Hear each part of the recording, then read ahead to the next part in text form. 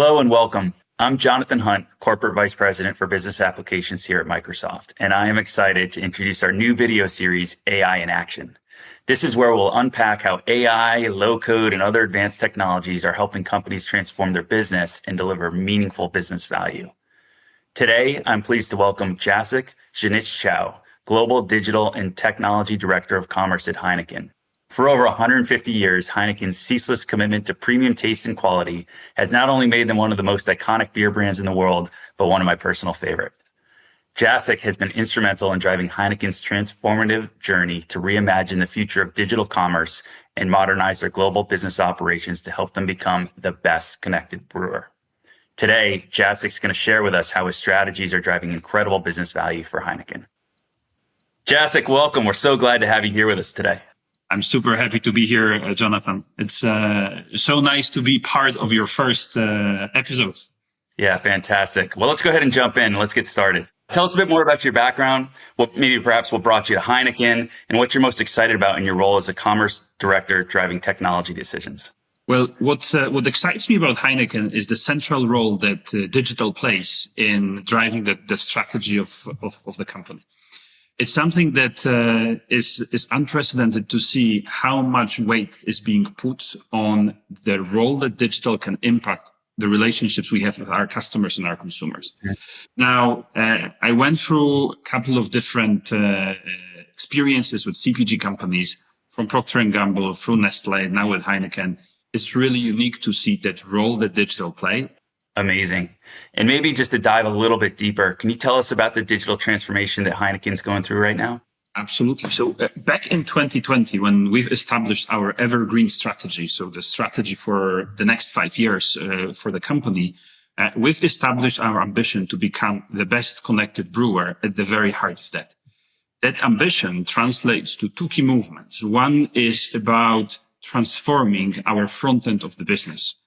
Effectively, how we're going to digitize our route to consumer, but also how are we going to use data to drive value through insights and foresights. But while transforming our front end, we're also looking at how to simplify and modernize our back end. Anything from how we can simplify and automate our operating processes, how can we establish our secure digital backbone, but also how can we transform our organization to become more digitally enabled. Amazing. Not a small effort, I imagine. And I know that, as we've worked together over the last several months, modernizing your digital commerce business was one of the top priorities. So maybe can you tell us a little more about how this project will transform not only the customer experience, but also your operations and maybe some of the key learnings so far? Absolutely. I think it's good to look a little bit back. Our transformation in this space has been built on three key beliefs. The first belief is that our customers are going to start ordering online. The second belief was that once our customers will order online, the access to the additional data points is going to create a venue for new value opportunities. And last but not least, we were looking towards our customers to shift towards placing their orders on anywhere between 3 to 5 different platforms. If you think about the convenience as you have as a consumer, where you want to do your grocery shopping online, consumers are already shifting there. We believe that our customers are going to shift there as well. Over the last several years, we've done great progress on digitizing our revenue. Huge step forward. And while doing that, we've also been able to prove that those additional value buckets are there. We've done a number of projects that have delivered incremental revenue through the use of data that we've been able to acquire while digitizing our revenue. We are still experimenting on the 3 to 5 platform concepts. But while we've been doing that, we've done that with a very distributed technology landscape. And it was completely fine to do that, to drive the digitization, but it has its limits. One of those limits is that it doesn't scale as much. So now that we're getting more to the phase where we're looking to bring incremental value on top of the digitized footprint, that's taking a lot of time. That is missing common technology foundations. Thus, we've decided to make a change, to put all of that effort on common set of platforms that will help us drive that incremental value at scale and with speed.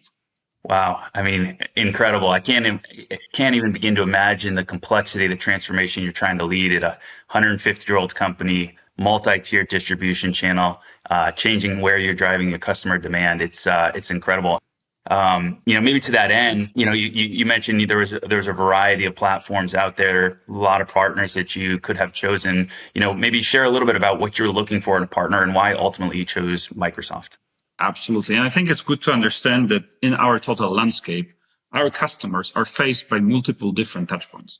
They can place their orders directly on a B2B platform, but we also have a sheer volume, sheer number of sales reps that would interact with them on day-to-day basis. There's customer service, there are technical services, but there are also distributors that are forming that ecosystem that we want to establish.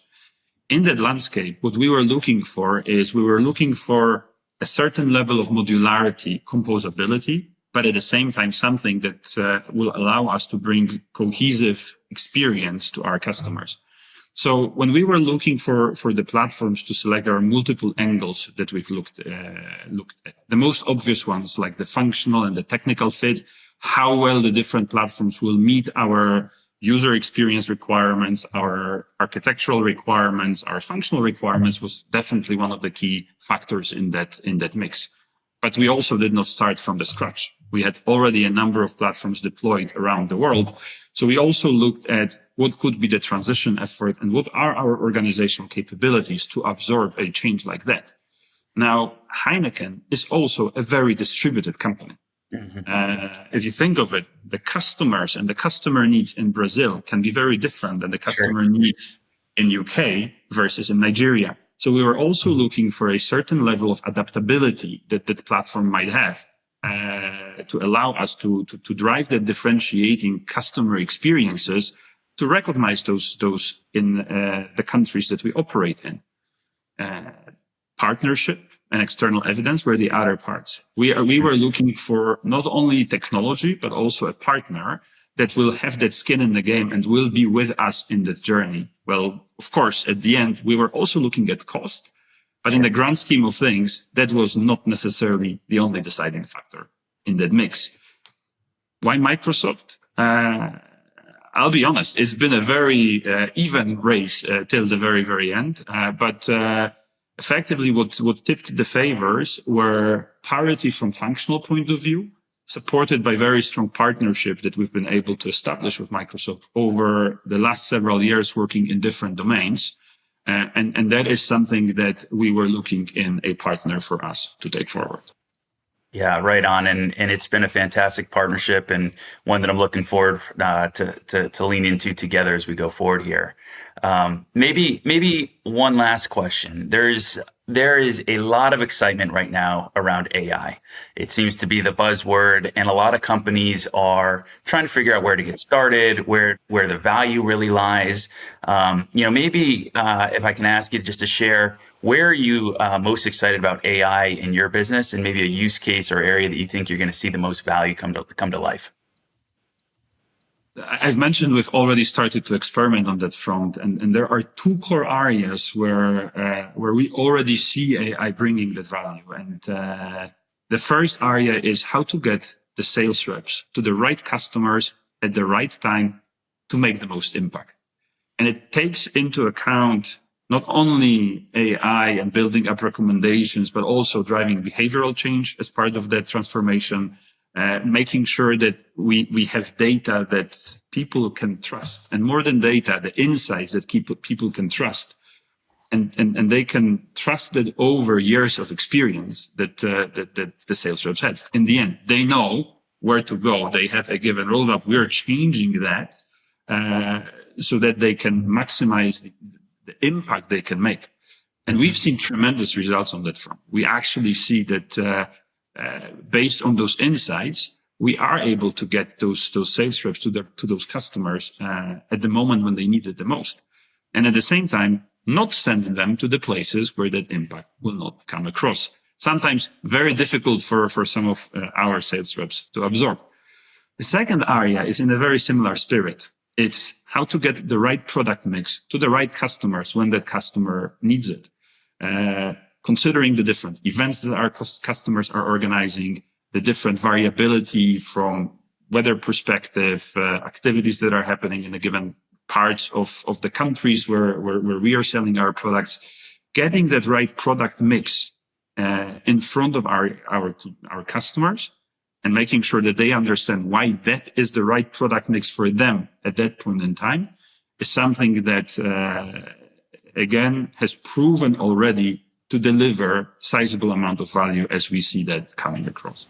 And then, of course, we will also experiment on our internal processes, how we can get our customer service operations much more efficient, how we can get our planning much more efficient, how we can plan our promotions and make sure that not only the right product mix gets in front of the customers, but we also get the right price and promotion mix as part of that complete value proposition that's coming to the table. So a lot of things that we would experiment at the moment. But it's definitely something that is the place where we see a lot of value coming across in our organization. Well, fantastic. And congratulations on the early success. I mean, the themes around Salesforce efficiency and product mix optimization, I think there's a ton of opportunity there. And it's great to see that you're already seeing some of the business value come to life, which is fantastic. Jacek, I just want to say thank you very much for your time today. It's been our privilege to partner with you and Heineken to break ground in this industry. And I really look forward to what's next in our partnership. Thank you very much, Jacek. Thanks. And thanks a lot, Jonathan. And it's something we're in together. So very much looking to that next steps in this journey as well. Thank you. Very good. Thank you.